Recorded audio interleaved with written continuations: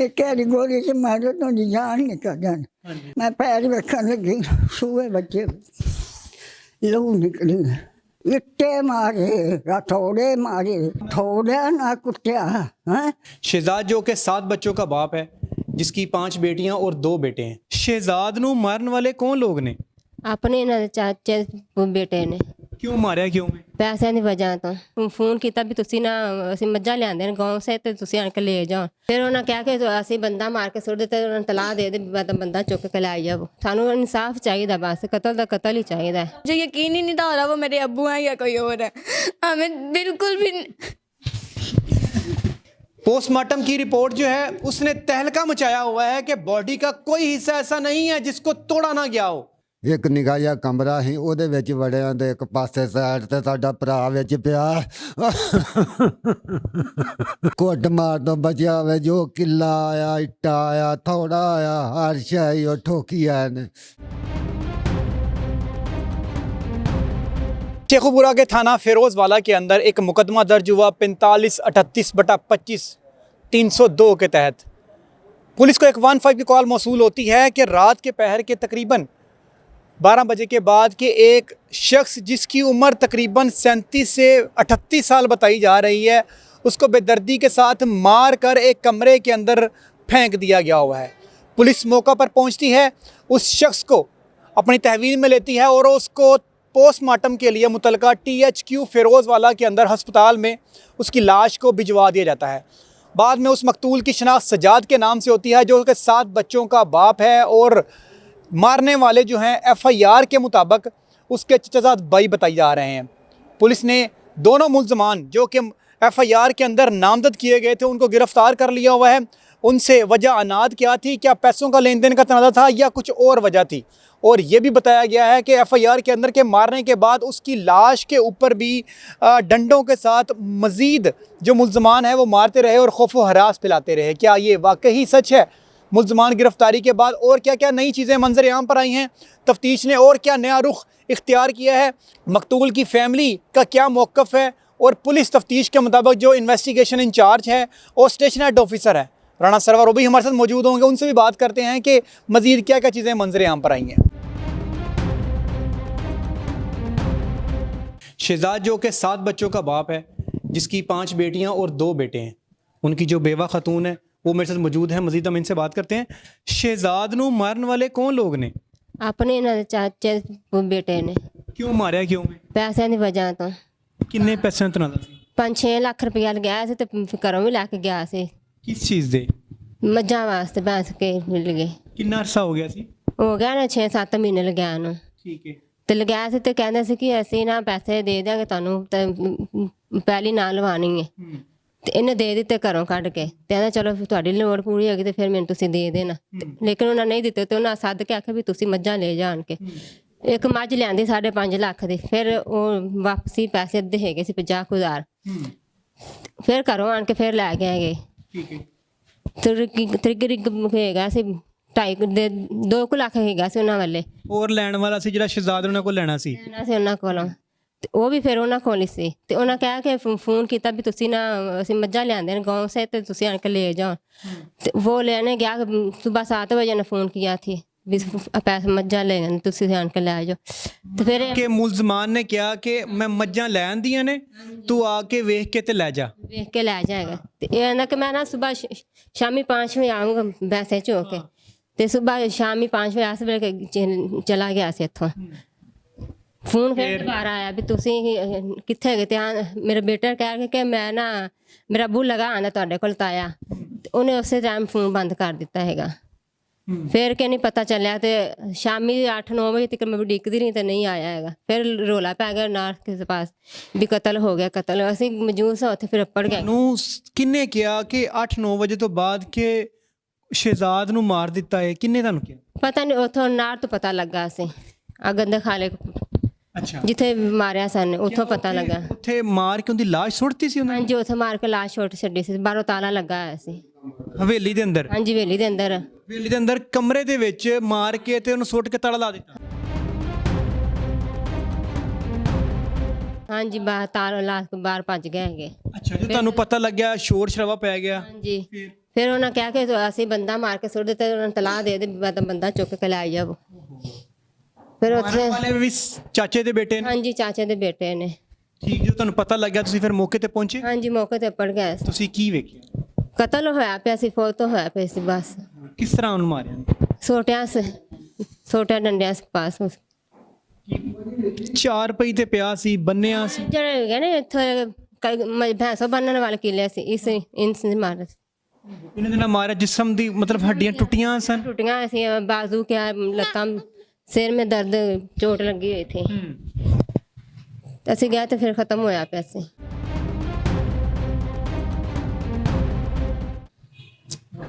ਤੁਸੀਂ ਉਸ time police ਨੂੰ ਫਿਰ ਕਾਲ ਕੀਤੀ? ਹਾਂਜੀ ਪੁਲਿਸ ਨੂੰ ਕਾਲ ਕੀਤੀ ਤੇ ਉਹ ਆਈ ਤੇ ਉਹਨਾਂ ਦੇਖਿਆ ਤੇ। ਤੁਹਾਡੀ ਸਭ ਤੋਂ ਵੱਡੀ ਬੇਟੀ ਕਿੰਨੀ ਉਮਰ ਦੀ ਹੈ? 15 ਕੁ ਸਾਲ 14 ਕੁ ਸਾਲ ਦੇਗੀ, 15-14 ਸਾਲ ਦੀ। ਕਹਿੰਦੀ ਨਹੀਂ ਮੇਰਾ ਬਾਬਾ ਕਿੱਥੇ ਵੇ? ਬੱਚੇ ਕਹਿੰਦੇ ਨਹੀਂ ਮੇਰਾ ਪਿਓ? ਕਹਿੰਦੇ ਨੇ ਕਿ ਮੇਰਾ ਬਾਬਾ ਕਿਤੇ, ਅਸੀਂ ਉਸਕੇ ਪਾਸ ਜਾਣਾ ਹੈਗਾ। ਤੇ ਬੜਾ ਪਿੱਟਦੇ ਕਰਲਾਨੇ ਆ ਰੋਜ਼। ਸਾਨੂੰ ਇਨਸਾਫ ਚਾਹੀਦਾ, ਬਸ ਕਤਲ ਦਾ ਕਤਲ ਹੀ ਚਾਹੀਦਾ। ਸਾਨੂੰ ਕਤਲ ਦਾ ਕਤਲ ਹੀ ਚਾਹੀਦਾ, ਅਸੀਂ ਹੋਰ ਕੁਛ ਵੀ ਨਹੀਂ। ਮਰੀਮ ਨਵਾਜ਼, ਸਾਨੂੰ ਕਤਲ ਦਾ ਕਤਲ ਹੀ ਚਾਹੀਦਾ। ਪੁਲਿਸ ਕੀ ਕਹਿੰਦੀ ਹੈ? ਪੁਲਿਸ ਆਂਦੇ ਨੇ ਇਨਸਾਫ ਕਰਾਂਦੇ, ਆਹ ਕਹਿ ਸਕਦੇ ਨੇ, ਹੋਰ ਕੀ ਕਹਿ ਸਕਦੇ ਨੇ।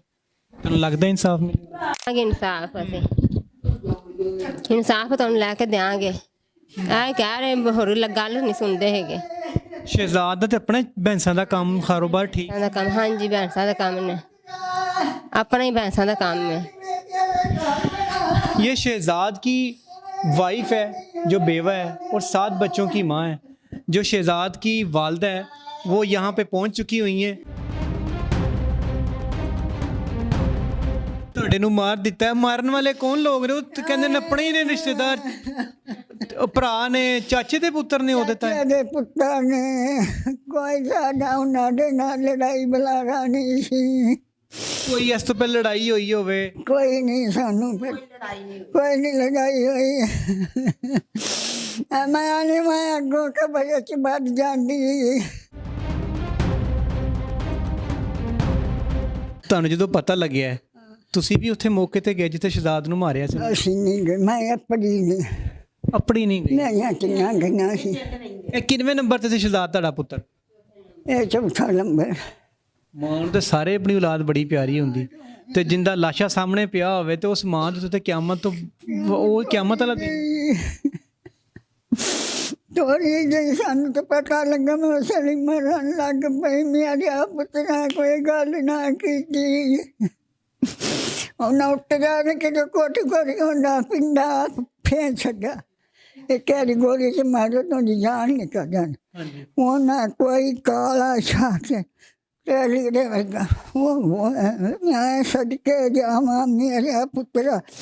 ਮੈਂ ਪੈਰ ਵੇਖਣ ਲੱਗੀ, ਸੂਏ ਬੱਚੇ ਲਹੂ ਨਿਕਲੀ। ਪੈਰਾਂ ਦੇ ਵਿੱਚੋਂ? ਪੈਰਾਂ ਵਿੱਚੋਂ ਬੁੱਢੀਆਂ ਅੱਖਾਂ ਨਾ। ਤੂੰ ਮਾਂ ਕਿ ਮਾਂ ਪੈਰਾਂ 'ਚ ਨਾ ਬੋ। ਮੈਂ ਕਿਹਾ ਮੈਂ ਪੈਰਾਂ ਦੇ ਨਹੀਂ ਆ। ਮੇਰੇ ਪੁੱਤਰ ਦੇ ਪੈਰ ਕਿਵੇਂ ਹੋਏ ਪਏ? ਤੂੰ ਉਸ ਲਈ ਕੀ ਕਰਦਾ ਹੋਵੇਗਾ? ਕੋਈ ਹਾਲ, ਕੋਈ ਭੂ ਕੋਈ ਤੇਰਾ ਸਿੱਖ ਹੀ ਬਣ ਗਿਆ। ਸੂਏ ਮਾਰੇ ਤੇ ਜਿਸਮ ਜੋ ਸਰ ਇੱਟੇ ਮਾਰੇ, ਹਥੌੜੇ ਮਾਰੇ। ਜਾਨਵਰ ਸੀ ਜਿਹਨੂੰ ਇੰਜ ਮਾਰਦੇ ਰਹਿਣਾ ਬੇਦਰਦੀ ਦੇ? ਹਥੌੜਿਆਂ ਨਾਲ ਕੁੱਟਿਆ। ਹੈਂ ਆਖਰੀ ਵਾਰੀ ਸ਼ਹਿਜ਼ਾਦ ਤੁਹਾਡੇ ਕੋਲ ਕਿਦੋਂ ਘਰ ਆਇਆ ਸੀ? ਸਾਲ ਹੀ ਹੋ ਗਿਆ ਵੇਖੇ ਨੂੰ। ਸਾਲ ਮੇਰੇ ਪੁੱਤਰ ਸਾਲ ਬਾਅਦ ਹੋਣ ਉਹਦੀ ਬਸ ਲਾਸ਼ ਹੀ ਵੇਖੀ। ਲਾਸ਼ ਹੀ ਵੇਖੀ। ਮੈਂ ਮਰ ਜਾ। ਮੇਰੇ ਪੁੱਤਰ ਮੇਰਾ ਗੱਪਨ ਖੋ ਕੇ ਲੈ ਗਿਆ। ਨਿੱਕੇ ਬਾਲਾ ਅਜੇ ਦੋ ਮੈਂ ਜੀ ਗਈ ਉਹਦੇ ਨਾਲ ਸਾਂ। ਇਹ ਖੱਟਣਾ ਸੀ ਤੇ ਅਸੀਂ ਖਾਂਦੇ ਸਾਂ।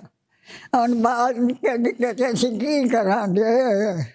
ਇਹਨਾਂ ਕੌਣ ਕਮਾਉਣ ਵਾਲਾ? ਜੀਂਦੇ ਰਹਿਣੇ ਵੀ ਵੱਡੇ ਆਪਦੇ ਘਰਾਂ ਵਾਲੇ। ਉਹਨੇ ਹੀ ਸਾਰਾ ਸਿਸਟਮ ਚਲਾਉਂਦਾ ਪਿਆ ਸੀ ਘਰ ਦਾ, ਬਾਕੀ ਤੁਹਾਡਾ ਵੀ ਸਾਰਿਆਂ ਦਾ। ਅਸੀਂ ਕੀ ਕਰੀਏ ਹੁਣ? ਕੀ ਇਲਤਜਾ ਕਰਦੇ ਜੇ ਵਜ਼ੀਰ ਆਲਾ ਪੰਜਾਬ ਕੋਲੋਂ, ਆਈਜੀ ਪੰਜਾਬ ਕੋਲੋਂ? ਅਸੀਂ ਤਾਂ ਉਹਨੂੰ ਮਾਰ ਸਕੋ ਜਿਵੇਂ ਸਾਡਾ ਮਾਰਿਆ ਨੇ, ਉਵੇਂ ਸਾਨੂੰ ਜਿਸੇ ਤਾਂ ਸਾਨੂੰ ਠੰਡ ਪੈਂਦੀ। ਉਂਝ ਠੰਡ ਪੈਂਦੀ ਹੈ, ਉਹ ਵੀ ਉਹਨਾਂ ਨੂੰ ਸਜ਼ਾ ਹੋਵੇ। ਇਹ शहजाद की वालदा है जो ज़ारो कतार रो रही है, ये हमारे सामने जब सीढ़ियों से ऊपर आई है ना तो ज़ारो कतार रो रही थी, और अभी भी हमारे साइड पे बैठ के रोती जा रही है, और ये कह रही है कि जो मेरा दिल नू ठंड तां पेगी कि जिन्हां ने मेरे पुੱਤਰ ਨੂੰ ਸੂਵਿਆਂ ਦੇ ਨਾਲ ਪੈਰਾਂ ਦੇ ਵਿੱਚ ਖੂਨ ਨਿਕਲ ਕੇ ਜੰਮ ਗਿਆ ਸਾਰਾ, ਤੇ ਉਸ ਤੋਂ ਬਾਅਦ ਜਿਸਮ ਦਾ ਕੋਈ ਹਿੱਸਾ ਨਹੀਂ ਬਾਕੀ, ਜਿੱਥੇ ਉਹਨੂੰ ਡੰਡਿਆਂ ਦੇ ਨਾਲ ਮਾਰ ਕੇ ਉਹਦੀ ਹੱਡੀਆਂ ਨਾ ਤੋੜੀਆਂ ਹੋਣ। ਮਾਰਨ ਤੋਂ ਬਾਅਦ ਉਹਨੂੰ ਕਮਰੇ 'ਚ ਸੁੱਟ ਕੇ ਕੁੰਡੀ ਲਗਾ ਕੇ ਤਾਲਾ ਲਗਾ ਕੇ ਤੇ ਉਸ ਜਗ੍ਹਾ ਤੋਂ ਚਲੇ ਜਾਂਦੇ ਨੇ। बेटा आप शहजाद की सबसे बड़ी बेटी, जी यस। कितने बहन भाई हैं? हम 5 बहनें हैं, 2 भाई हैं। हमें जैसे कैसे भी करके हमें इंसाफ चाहिए, हम ऐसे बैठने वाले नहीं हैं। हमारे अब्बू सिर्फ अकेले अब्बू हैं, हमारे ऊपर और कोई भी किसी का भी आसरा नहीं है। उतनी देर हम चुप करके नहीं बैठेंगे जितनी देर हमें इंसाफ नहीं मिलेगा। बेटा जब वालिद तुम्हारे घर से गए, मिलके गए थे आपको कि मैं बेटा जा रहा हूँ उनके घर, बस थोड़ी देर तक आ जाते? जी कह के गए थे, हमें पता था, हमें सुबह से फ़ोन आ रहे थे, उन्होंने जाना था कि कह रहे थे हमारे पास भैंस है वो आके ले जाओ। कौन कह रहे थे? ताया के बेटे हैं उनके। क्या नाम? बूटा, वारस, तालब, तारक। ये जो उनसे 4-5 लोग हैं ना, ये सभी मिले हुए हैं। वालिद तो अपनी बेटियों से बड़ा प्यार करता है। 8 बजे के बाद जब वालिद घर नहीं आया तो जाहिर बात है वो कलेजा जो होता है ना वो मुंह को आता है। जी हमें जब पता नहीं था ना तो हमें पता था कि वो थोड़ी देर तक आ जाएंगे। वो पहले भी जाते थे ना, इतनी देर कभी भी नहीं थी लगी उन्हें। थोड़ी देर तक ना वापस आ जाते थे, हमें पता था हमारे सामने गए हैं ना। तो जब वो इतनी देर नहीं ना हमारे घर, हमें कुछ भी नहीं था पता। तो बाहर लोगों को पता चल गया था, शोर शराबा शुरू हो गया। जी बाहर लोगों को पता चल गया था, लेकिन उससे पहले ना हमारा दिल नहीं था कर रहा यहाँ रहने को। बस ना कभी मैं इधर देखती कभी इधर देखती, अब्बू आए नहीं इतनी देर हो रही है आगे। तो उन्होंने कभी भी ऐसा नहीं किया, लेकिन ये पहली दफ़ा इतनी देर हो गया, हमें कुछ ना कुछ तो हो ही रहा था ना। और उसके बाद हमें बाहर लोगों से पता चला कि वो नहीं मिल ही नहीं रहे और कत्ल हो गया। उसके बाद हमने फ़ोन किया और हम जब थाने में पहुंचे थे तो तब पहले पुलिस वहाँ आई हुई थी। उन्होंने जाके अंदर से क्या देखा आपने वहाँ पे? मेरे से जाने से पहले वो सब लोग वहाँ पे मौजूद थे। मेरी मामा सबसे पहले चली गई थी, उनको भी ले गए थे, पुलिस वहाँ पे मौजूद थी। हमने जब जाके देखा और मेरे अब्बू ज़मीन पे ऐसे पड़े हुए थे, हमारा दिल नहीं ठिका रहा। मुझे यकीन ही नहीं था हो रहा वो मेरे अब्बू हैं या कोई और है। हमें बिल्कुल भी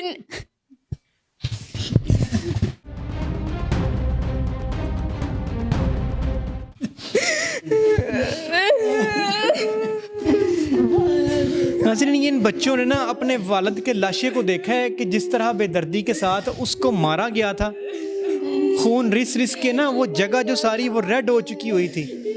और जब ये बच्चियां वहाँ पे पहुँची हैं और उन्होंने अपने वालिद को, जब वो घर से निकला, इन्हें बोसा दे के मैं बस थोड़ी देर में आ रहा हूँ, तुम्हारे ताए के जो बेटे हैं ना, मेरे जो भाई हैं, उन्होंने जो पैसे लिए हुए थे उनसे लेने के बाद वापस आ जाता हूँ। लेकिन उनकी लाश आती है।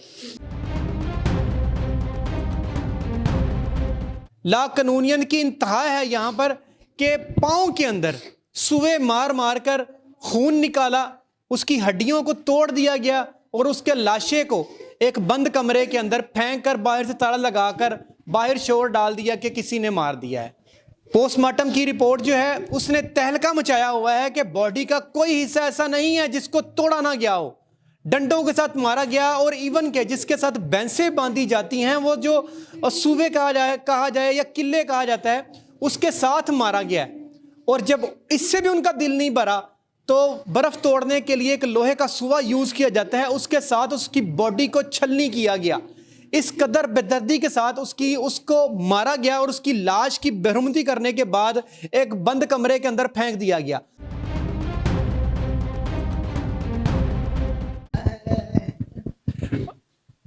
ਤੁਸੀਂ ਸ਼ਹਿਜ਼ਾਦੇ ਕੀ ਲੱਗਦੇ ਹੋ? ਸ਼ਹਿਜ਼ਾਦ ਮੇਰਾ ਭਾਈ ਸੀ ਛੋਟਾ ਛੋਟਾ ਭਾਈ? ਹਾਂਜੀ। ਤੁਸੀਂ ਕਿੰਨੇ ਭੈਣ ਭਾਈ ਹੋ? ਅਸੀਂ 4 ਭਰਾ ਤੇ 5-6 ਭੈਣਾਂ। ਸਾਰੇ ਮਿਲ ਕੇ ਤੁਸੀਂ ਦੋਨੋਂ ਭਾਈ ਜਾਨਵਰਾਂ ਦਾ ਕੰਮ ਕਰਦੇ? ਹਾਂਜੀ, ਉਹ ਆਪੋ ਆਪ ਵੱਖਰੇ ਸਗਾ। ਤੋ ਸਾਡੇ ਕੋਲੋਂ ਇੱਥੋਂ ਗਿਆ, ਸਾਨੂੰ ਆਂਦਾ ਸੀ ਵੀ ਆ ਜਾ, ਜਦੋਂ ਮੈਂ ਵੀ ਚੱਲਿਆ। ਤੇ ਉਹ ਸਾਡੇ ਪੜਦਿਆਂ ਉਹਨਾਂ ਪਤਾ ਨਹੀਂ ਕੀ ਕੀਤਾ, ਰੁਪਈਆ 6-7 ਲੱਖ ਲੈਣਾ ਇਹ ਦਿੱਤਾ ਵੀ ਉਧਾਰ ਤੁਸੀਂ? ਹਜ਼ਾਰ ਦਿੱਤਾ, ਆਪ ਦਿੱਤਾ। ਹਾਂ, ਤੇ ਉਹਨੇ ਸਾਨੂੰ ਦੱਸਿਆ ਨਹੀਂ, ਆਪੇ ਦੇ ਕੇ ਤੇ ਫਿਰ ਮਗਰ ਚਲਾ ਗਿਆ ਵੀ ਮੈਂ ਉਹਨਾਂ ਕੋਲ ਪੈਸੇ ਵਾਵਾ 6-7 ਮਹੀਨਿਆਂ ਦੇ ਲੈਣੇ ਆ ਤੇ ਮੈਂ ਉਹ ਪੈਸੇ ਲੈ ਆਵਾਂ। ਤੇ ਉਂਝ ਆ ਗਿਆ ਜੇ ਤੁਸੀਂ ਮੇਰੇ ਮਗਰ। ਤੇ ਅਸੀਂ ਆਖਿਆ ਕਿਹੜਾ ਉਹਦਾ ਐਡਾ ਦੁੱਖ ਰਿੰਜ ਆ, ਅਸੀਂ ਜਰਾ ਲੇਟ ਟੱਪੜੇ ਆ। ਸਾਡੇ ਜਾਂਦਿਆਂ ਨੂੰ ਉਹਨਾਂ ਮਾਰ ਕੁੱਟ ਕੇ ਉਹਦਾ ਸੰਨ ਕੋਈ ਛੱਡਿਆ ਹੀ ਨਹੀਂਗਾ ਤੇ ਬੰਦ ਕਮਰੇ ਦੇ ਵਿੱਚ ਸਿੱਟ ਕੇ ਤੇ ਆਪ ਚਲੇ ਗਏ ਆ। ਉਹ ਅਸੀਂ ਗਏ ਆ ਮਗਰੋਂ ਤੇ ਕੰਧਾਂ ਨੂੰ ਛਾਲਾਂ ਛੂਲਾਂ ਮਾਰਦੇ ਰਹੇ, ਬਸ ਅਸੀਂ ਬੁੱਢੇ ਬੰਦੇ ਹਾਂ, ਸਾਡੇ ਕੋਲ ਕੰਧ ਟੱਪੀ ਨਹੀਂ ਗਈ। ਤੇ ਫਿਰ ਅਸੀਂ ਪੁਲਿਸ ਵਾਲਿਆਂ ਨੂੰ ਫੋਨ ਕੀਤਾ, ਪੁਲਿਸ ਸੱਦੀ ਆ, ਉਹਨਾਂ ਆਣ ਕੇ ਤਾਲਾ ਤੂਲਾ ਖੋਲਿਆ। ਹਵੇਲੀ ਦੇ ਵਿੱਚ ਲਾਈਟ ਬੱਤੀ ਬੁੱਤੀ ਬੁਝਾ ਗਏ ਇਹ। ਹਵੇਲੀ ਸਾਰੀ ਦੇ ਵਿੱਚ ਲਾਈਟਾਂ ਬਾਲ ਕੇ ਵੇਖਦੇ ਫਿਰਿਆ ਵੀ ਕਿਤੇ ਸਾਡਾ ਭਰਾ ਇੱਥੇ ਵਿੱਚ ਪਿਆ ਹੋਵੇਗਾ। ਉਹ ਹਵੇਲੀ ਕਨਾਲ ਦੀ ਸੀ, ਕਿਤੇ ਵਿੱਚ ਨਹੀਂ ਪਿਆ ਆ। ਇੱਕ ਨਿੱਘਾ ਜਿਹਾ ਕਮਰਾ ਸੀ, ਉਹਦੇ ਵਿੱਚ ਵੜਿਆਂ ਦੇ ਇੱਕ ਪਾਸੇ ਸਾਈਡ ਤੇ ਸਾਡਾ ਭਰਾ ਵਿੱਚ ਪਿਆ। ਉਹ ਇੱਕ ਪਾਸੇ ਕੰਧ ਨਾਲ ਲਾਇਆ ਨਾ ਸਿੱਧਾ ਪੱਧਰਾ ਜਿਹਾ ਕਰਕੇ ਪਾਇਆ। ਕੋਈ ਸੰਨ ਨਹੀਂ ਸਾਡੇ ਭਰਾ ਦਾ ਛੱਡਿਆ ਵੀ ਜਿਹੜਾ ਸਾਨੂੰ ਦਾ ਕੁੱਟ ਮਾਰ ਤੋਂ ਬਚਿਆ ਹੋਵੇ। ਜੋ ਕਿੱਲਾ ਆਇਆ, ਇੱਟਾ ਆਇਆ, ਥੋੜਾ ਆਇਆ, ਹਰ ਸ਼ੈ ਉਹ ਠੋਕੀ ਆਏ ਨੇ। ਏਡੇ ਜ਼ਾਲਮ ਸੀ ਆਇਆ ਵੀ ਸਾਡੇ ਚਾਚੇ ਦੇ ਪੁੱਤਰ ਭਰਾ ਸੀ। ਆ ਸਾਡੇ ਨਾਲ ਕੰਮ ਹੋ ਗਿਆ ਜਨਾਬ, ਸਾਨੂੰ ਹੁਣ ਇਹਦਾ ਨਿਆਂ ਹੋਣਾ ਚਾਹੀਦਾ। ਅਸੀਂ ਕੀ ਕਰ ਸਕਦੇ ਹਾਂ ਇਹਦੇ ਵਿੱਚ? ਕਿੰਨੇ ਜਣੇ ਸਨ ਉਹ ਮਾਰਨ ਵਾਲੇ? ਸਾਰੇ ਮਾਰਨ ਵਾਲੇ ਦੱਸਣ ਵਾਲੇ ਤਾਂ ਆਂਦੇ ਆ ਵੀ ਵਾਹਵਾ ਇਹ ਹਾਜ਼ਰ ਮੌਕਿਆ ਕਿਸੇ ਬੰਦੇ ਨੇ ਵੇਖਿਆ ਵੀ 3 ਜਣੇ ਦੁਆਲੇ ਹੋਏ। ਹਾਜ਼ਰ ਮੌਕਿਆ ਕਿਸੇ ਦੇਖਿਆ ਵੀ 3 ਬੰਦੇ ਦੁਆਲੇ ਹੋਏ। ਤੂੰ ਜੇ ਸਾਨੂੰ ਦੱਸਣ ਵਾਲੇ ਆਂਦੇ ਵੀ ਵਾਹਵਾ ਇਹ ਵਾਹਵਾ ਜਣੇ ਨੇ ਮਾਰੇ, ਵਾਹਵਾ ਜਣਿਆਂ ਮਾਰਿਆ। ਤੂੰ ਜੇ 3 ਜਣੇ ਕਿਸੇ ਬੰਦੇ ਦੱਸਿਆ। अम्मा जी तुसी थल्ले क्यों बैठे हो? मैं आख्या साडा कोई करो, साडा कोई करो। नहीं तू ये वालदा जो है ना शहजाद की, इस उम्मीद से हमारे पास आके नीचे बैठ गई कि हमारा भी कलेजा मुंह को आता है जब इस किस्म के मामला तो। और वो रो रही है कि मुझे इंसाफ देंगे, ये मुझे इंसाफ लेके देंगे। वज़ीर आला पंजाब साहब बड़े दावे करते हैं ना आपके इंसाफ आपकी दहलीज पर मिलेगा, लेकिन इस फैमिली की जो तवक्कुआत हैं सिर्फ इस वजह से हैं कि आप इंसाफ उन्हें देंगे। और ये वालदा मेरे पाँव में बैठ गई कि बेटा मेरे बेटे का जो इंसाफ है क्या मुझे मिल पाएगा? मुझे देंगे वो लोग जिनके लिए मैं आपके सामने आके रो रही हूँ? पुलिस वाले तो नहीं सुन रहे, इक़्तिदार में बैठे हुए लोग नहीं सुन रहे, ऐवान में बैठे हुए लोग नहीं सुन रहे। और हमारे तवज्जुह से, एक न्यूज़ की तवज्जुह से ये अपनी आवाज़ को आला काम तक ऐवानों में पहुंचाने की कोशिश कर रही है कि हमें इंसाफ दिया जाए। ये वालिद की तरफ देखें, ये रो रो कर बुरा हाल है और उससे बात नहीं हो पा रही। इस वालदा के आंसू जो हैं वो थमने का नाम नहीं ले रहे। बच्चियां जो है वो ज़ारो कतार रो रही हैं। इस फैमिली को इंसाफ की उम्मीद है पंजाब पुलिस से, वज़ीर आला पंजाब से। इस हवाले से जो मौक़िफ़ है पुलिस का वो भी जानने की कोशिश करते हैं। स्टेशन हेड ऑफिसर थाना फिरोजवाला राणा सरवर साहब हमारे साथ मौजूद हैं। मजीद हम इनसे बात करते हैं और ये इस केस की इन्वेस्टिगेशन ऑफिसर भी हैं। सर बिस्मिल्लाहिर्रहमानिर्रहीम, अस्सलाम वालेकुम। बेसिकली ये 15 पे कॉल मौसूल होती है कि एक डेड बॉडी किसी हवेली में पड़ी हुई है। 15 की कॉल मौसूल होने पे मैं और मेरी टीम पहुंचते हैं, देखते हैं एक शख्स को जिसका सरेदस्त कोई नाम पता तो नहीं पता चलता, डंडों सोटों के साथ बेदर्दी के साथ मार मार के कत्ल कर दिया गया था। इलाके से लोगों से पूछगिछ के बाद पता चलता है कि फ़लाँ मिल फ़लाँ है। जो हवेली वाला उसको उसकी सर्च की जाती है वो गायब होता है। उसका नाम बूटा है। बूटे की सर्च की जाती है, वो वहाँ से अपने घर से गायब होता है। घर वालों को, जो मकतूल के घर वाले उनसे पूछगिछ की जाती है कि वक़ूआ के बारे में कोई इल्म, वो भी बज़ाहिर लाइल्मी ज़ाहिर करते हैं, लेकिन ये बताते हैं कि सुबह का बूटा जो है वो कॉल्स कर रहा था मकतूल को कि मेरे पास भैंसें हैं जो मैंने सेल करनी है, आके भैंसें देख ली।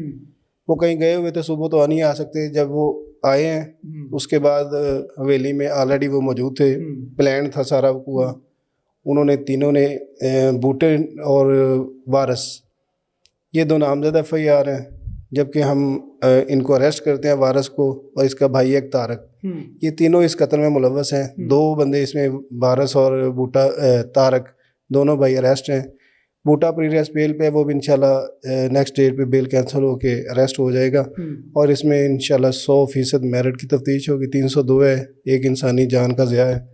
इन्होंने बेदर्दी से कत्ल किया है, इंशाल्लाह इसको सज़ा तक पहुँचाएँगे एविडेंसेस के साथ। बिल्कुल ठीक है। ये मुकदमा दर्ज होता है थाना फिरोजवाला के अंदर ताज़ीरात 302 के तहत।